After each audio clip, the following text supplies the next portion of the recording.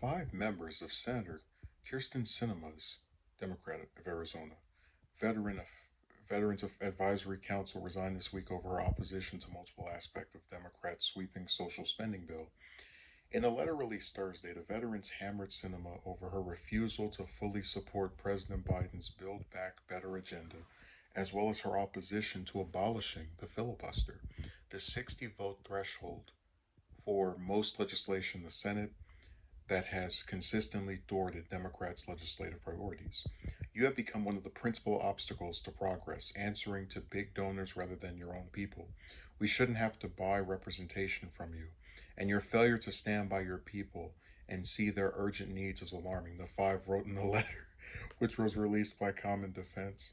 They specifically cited various Democratic priorities that could be passed in a social spending bill, including curtailing rising drug prices, boosting employment, and expanding health care. They also cite Democratic efforts to pass voting reforms in the face of Republican voter restrictions enacted in several states, an effort that has hit a brick wall in the Senate due to the filibuster.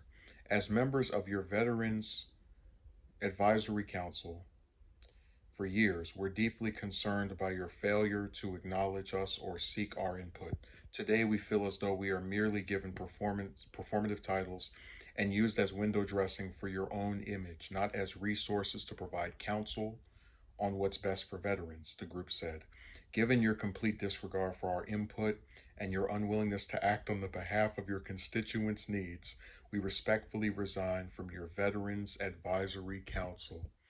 Sinema faces a growing wave of rebuke from Democrats in Arizona and other erstwhile allies. Yeah, there's some typing error here.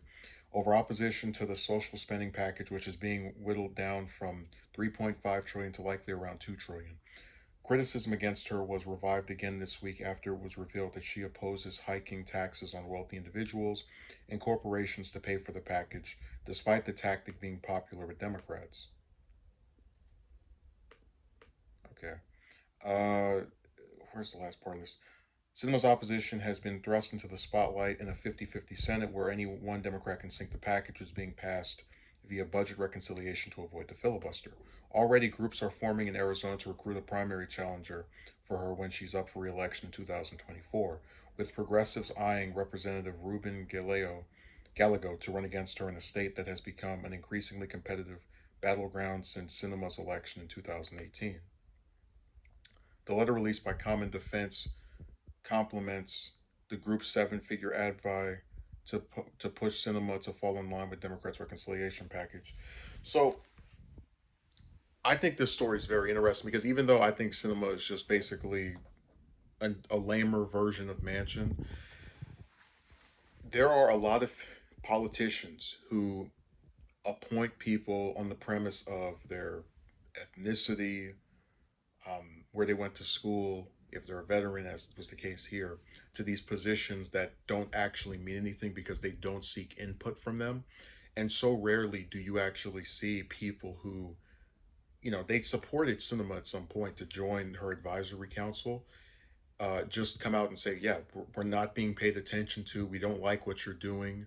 And they said it right. She is an obstacle to progress. When you have a Senate where it's half and half, and it just takes one Democratic senator to destroy everything that the Democratic president is trying to do, and it tends to be you or the other person, then yeah, her and they didn't mention him, but she is one of the two Democratic senators I would say is an obstacle to progress.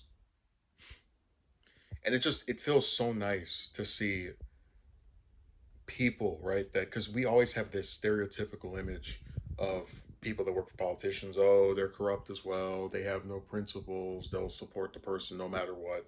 It's nice to see some subversion of that because they recognize that they're following under a lady who, um, while she might be a Democrat, doesn't support anything the majority of the party wants. I mean, you hear this part about them trying to address the financial aspect. How do you pay for this bill? And then putting tax hikes on the rich, making them pay even more, which is popular with her own party, but she's opposed to it because reasons. Same thing with the filibuster.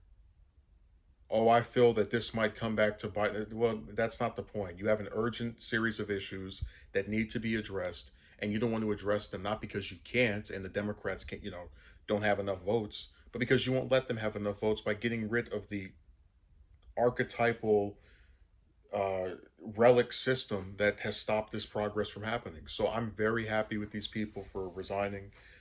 It's refreshing to see people who work for politicians have a little bit of courage, and just to see them get sick of it, because this is a stalemate. We have the same two Democratic senators that are a bigger enemy to Biden than the opposition party. They're more they are a more effective opposition to him than Republicans, and that's saying something.